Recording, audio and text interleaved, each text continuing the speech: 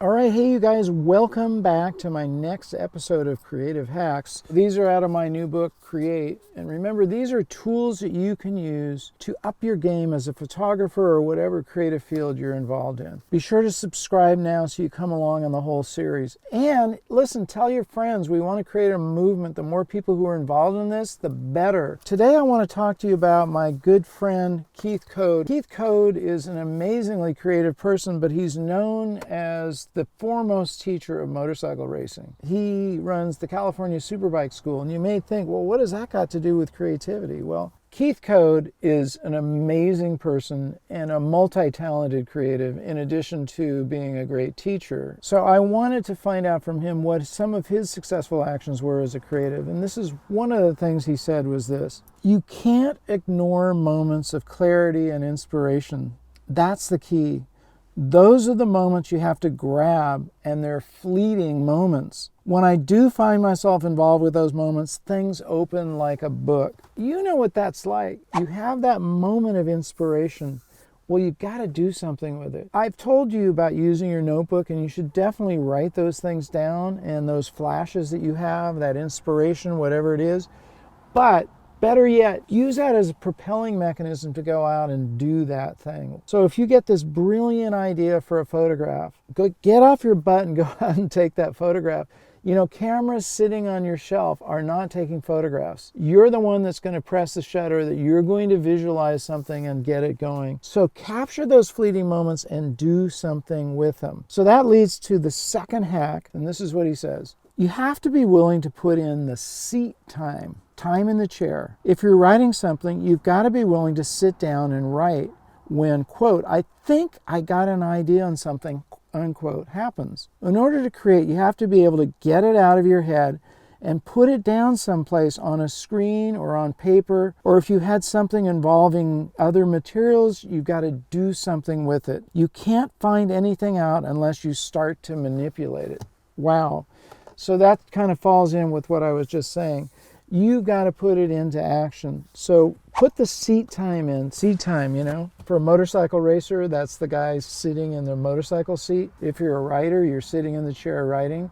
If you're a photographer, you're out photographing or you're editing. If you're a filmmaker, you're out filming, etc., etc. You put in time into your craft.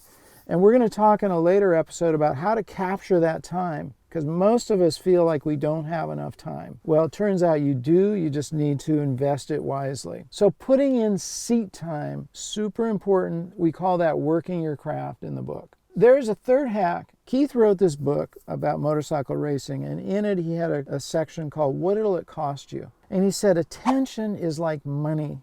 You just have a certain amount you can spend at any given moment. So if you imagine that you've got $10 worth of attention and you're trying to shoot a photograph, and $9 of that attention is fixed on making sure you know how to use the camera, you've only got $1 left to use for your creative output. Bob Holmes mentioned that.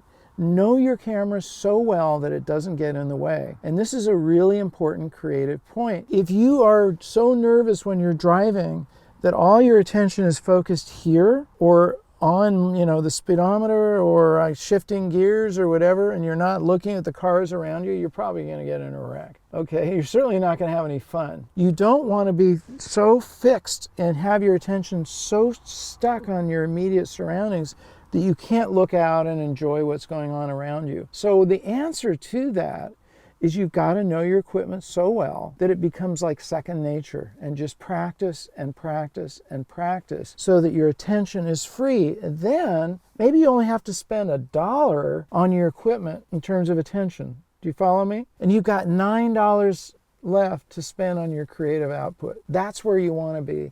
And that's when you look at a great artist. You watch a Picasso, you watch Steven Spielberg, look at a great writer like John Steinbeck.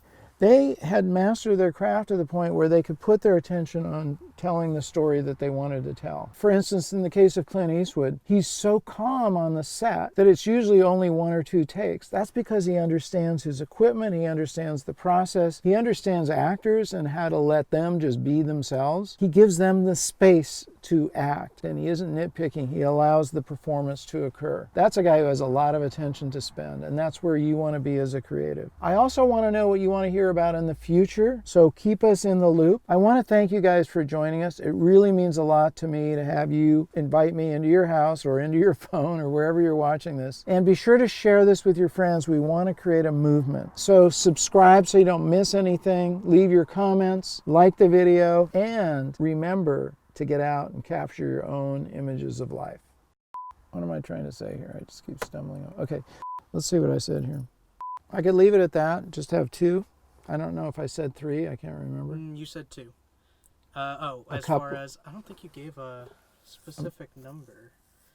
I think you just said he's got some hacks. Okay, let me just give the 3rd one.